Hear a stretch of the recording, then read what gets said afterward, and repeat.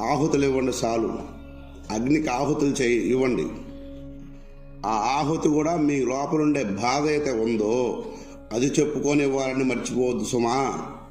మీ సంకల్పం ముఖ్యం. ఇక్కడ మీరు మంత్రాధిష్టాన దేవత ఏదైతే కోరుకొని చేస్తున్నారో ఆ కోరిక ఇక్కడ ఖచ్చితంగా నెరవేరుతుందని తెలుసుకోండి. సాధకులారా, మళ్ళా చెబుతున్నాను, ఇవి చాలా చాలా చిన్న క్రియలే, జీవితాన్ని మొత్తం మార్చేయగల క్రియలు. గుర్తుపెట్టుకోండి, చాలా సూక్ష్మం, పని మాత్రం అనంతం. గుర్తుపెట్టుకోవాలా.